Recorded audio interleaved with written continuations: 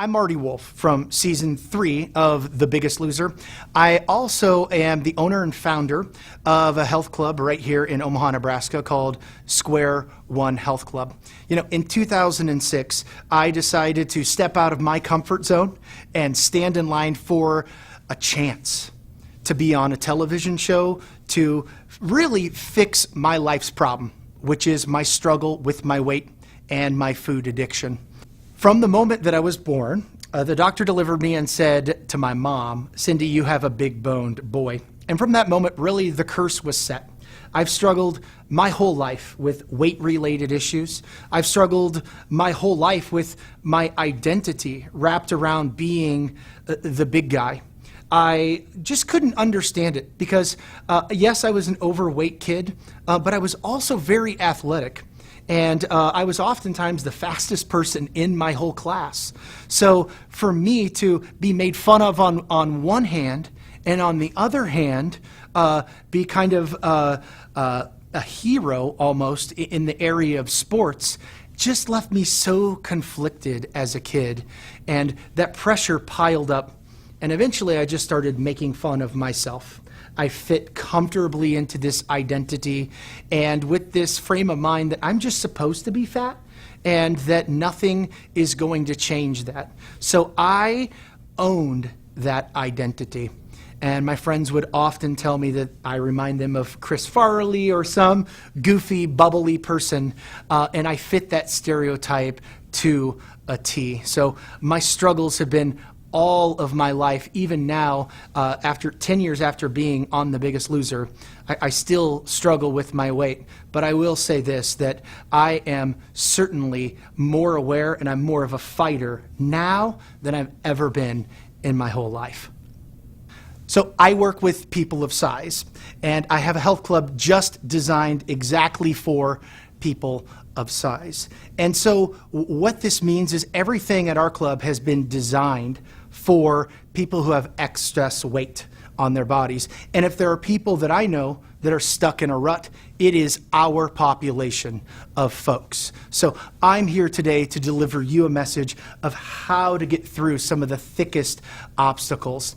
And one of the things that makes me unique is that I can identify a lot of the issues that my people of size go through even before they show up through the doors. And one tool that I use to describe this is what I call the bubble.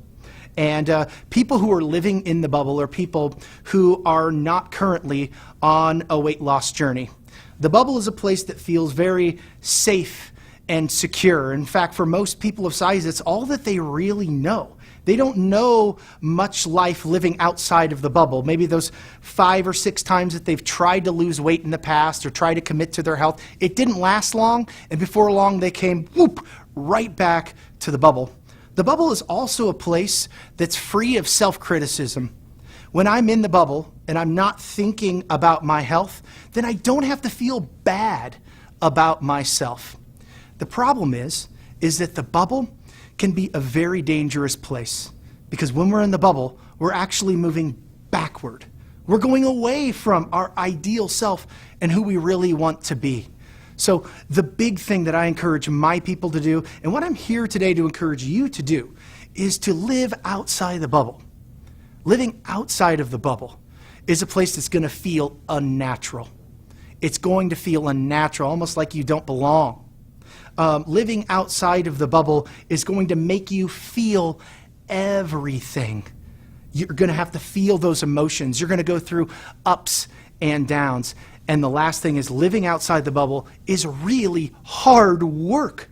It's hard work. It's like I'm living a part-time job to keep up with my health goals and with my weight loss.